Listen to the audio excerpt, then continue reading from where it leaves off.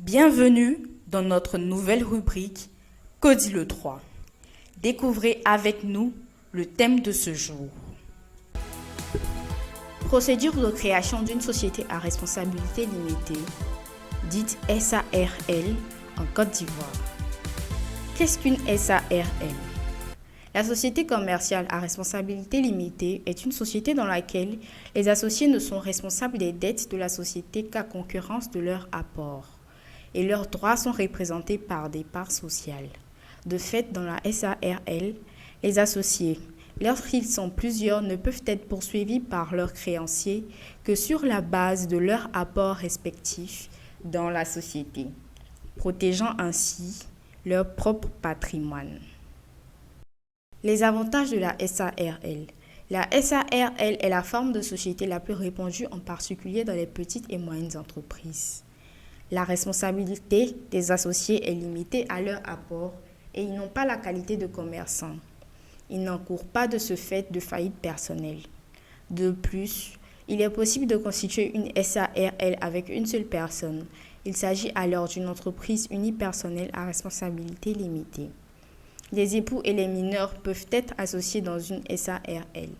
Le capital social peut être librement fixé et il existe une relative souplesse dans le fonctionnement de l'entreprise et surtout dans sa transmission. La procédure de constitution d'une SARL en Côte d'Ivoire. Comme toute société commerciale, les formalités de constitution d'une SARL en Côte d'Ivoire peuvent suivre ces 4 principales étapes. L'établissement des statuts, l'enregistrement des statuts, la déclaration de régularité et de conformité ou la déclaration notariée de souscription et de versement et l'immatriculation de la SARL. L'établissement des statuts. Là où les personnes physiques ou morales qui désirent constituer une SARL en Côte d'Ivoire doivent établir des statuts signés par tous les associés. Le contenu des statuts est précisé par l'article 13 de l'acte uniforme. Les statuts peuvent revêtir 2 formes, soit par acte notarié, soit sous 5 privés. Mais lorsqu'ils sont établis sous 5 privés, ils doivent être déposés au rang des minutes du notaire. Une fois établis, ceux-ci sont déposés à l'enregistrement au service des impôts. L'enregistrement des statuts de la SARL. C'est une formalité fiscale prévue par le Code général des impôts. L'administration fiscale perçoit un droit fixe, un droit proportionnel et des droits de timbre. L'enregistrement doit être fait dans le mois de la signature des statuts. À défaut, l'administration fiscale assortit les frais sus-indiqués d'une pénalité. La déclaration de régularité et de conformité. Les fondateurs de la SARL et les premiers membres des organes de gestion et d'administration de la société doivent déposer au RCCM une déclaration de régularité et de conformité qui relate toutes les opérations effectuées en vue de la constitution régulière de la société. Cette déclaration n'est pas nécessaire lorsque le notaire établit une déclaration notariée de souscription et de versement. En pratique, dans ce dernier cas de figure, le ou les associés déposent entre les mains du notaire leur apport dans la société en constitution qui constitue donc le capital. Le notaire atteste ainsi que le capital a été libéré entre ses mains.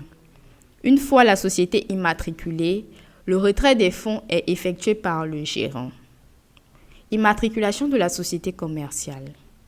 L'immatriculation se fait par inscription au registre du commerce et du crédit immobilier, RCCM.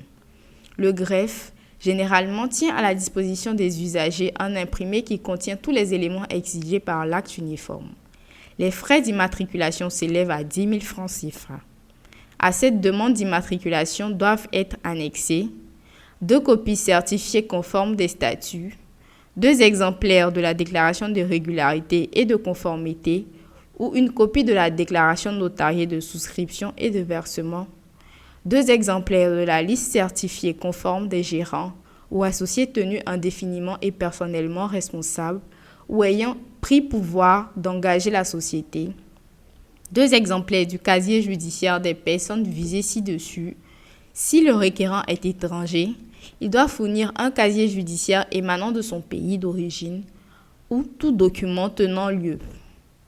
Pour toute information ou constitution d'entreprise, veuillez nous contacter au 07 78 33 80 98 ou au 01 41 43 89 61.